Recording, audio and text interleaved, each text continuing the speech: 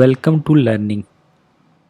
Mount St. Helens is located which part of the world? There are four options. It is USA. Mount St. Helens is an active stratovolcano located in Escamania country in Washington province. Don't confuse with Washington DC. That is a district in Columbia province. But here Washington is itself a province, that is the northwestern part of USA in the Pacific Northwest region of the United States. This volcano is well known for its ash explosions and pyroclastic flows. See, this is Mount St. Helens, and this is a top view. This is lava dome, and this all constitute Mount St. Helens volcano. And see the location of Mount St. Helen. Here is the Mount St. Helen in in Washington province, and Washington DC is here, but Washington, it is a province where Mount St. Helens. Now how Mount St. Helen is formed? See, there is a minor plate, that is Juan de Fuca plate. This is moving beneath the North American plate. See, this plate, that is Juan de Fuca plate, is moving beneath the North American plate, and it leads to the volcanic eruptions, and it created Mount St. Helens. And Pacific plate is moving in northwest direction. See from this map, this small or minor plate is Juan de Fuca, that is moving beneath the North American plate, that leads to volcanic eruption in the form of Mount St. Helens. It is in USA. Moving to next.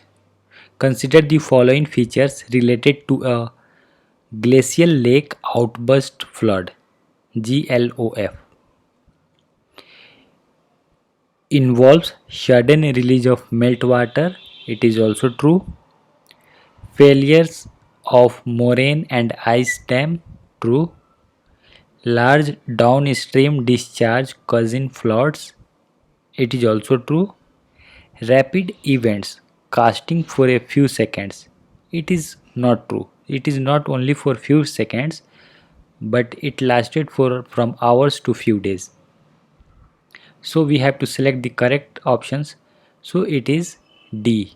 1, 2, 3 option is correct. 1, 2 and 3 except 4. A glacial lake outburst flood is a sudden flow and discharge of water from a glacier or moraine due to dam failure or any other seismic activity lasting hours to days. And here we will attach an animation. Let's go through the animation to understand what is glacial lake outburst flood, how it affects.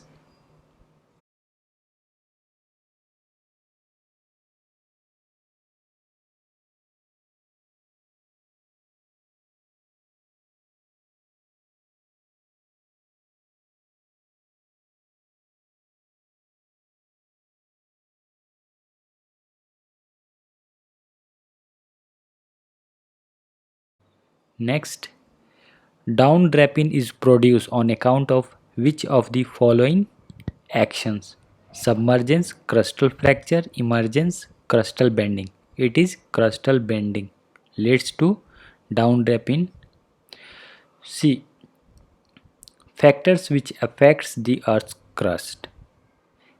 There are mainly two forces, endogenetic and exogenetic forces, and endogenetic forces divided into two parts, diastrophic forces and sudden forces.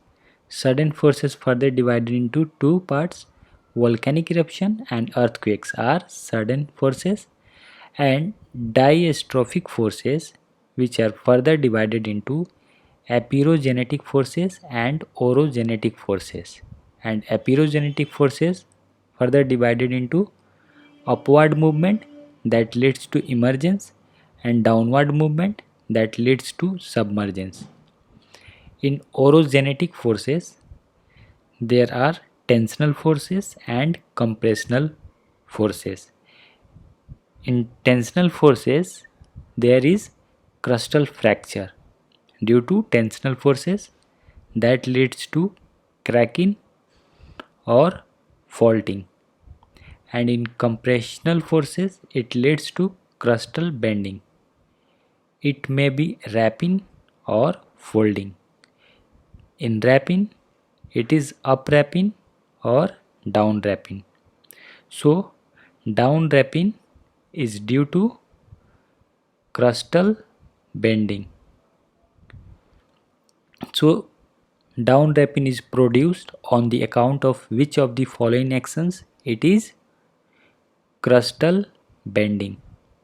See, here is crustal bending leads to wrapping, that is up wrapping and down wrapping due to crustal bending. Crustal bending due to compressional force.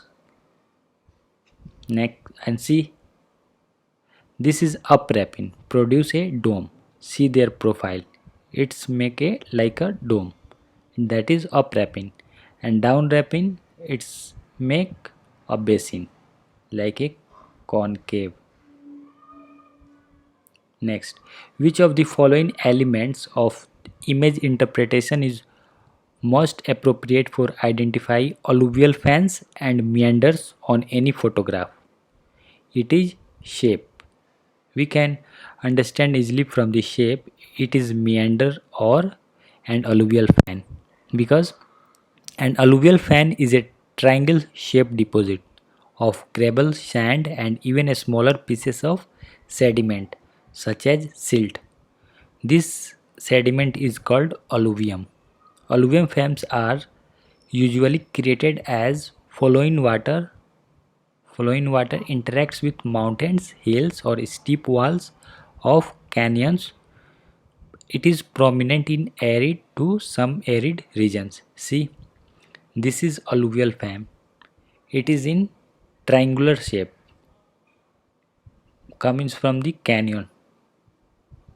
The material cut it from the sidewise, it is bring out, that is alluvium, and it make alluvium fan in triangular shape, that is alluvial fan. And see, this looks like a snake, that is a meander. It happens in gentle slope, and this is cut out from this main flowing path of this river, that is an oxbow lake. Due to here deposition and here deposition leads to the cut from the main river, that is oxbow lake. So from the shape we can easily interpret on any photograph alluvial fans and meanders. So it is shape. Last question, which of the following type of weathering is generally dominant in greater Himalayas? It is block disintegration. Why block disintegration? Because Great Himalaya is covered with ice and snow, and when there is increase in temperature there is thaw, and if there is decrease in temperature it freezes. So we know that the property of water, when it freezes the volume will increase, and that leads to the block disintegration. So it is block disintegration that is dominant in greater Himalaya. That's all. Thank you.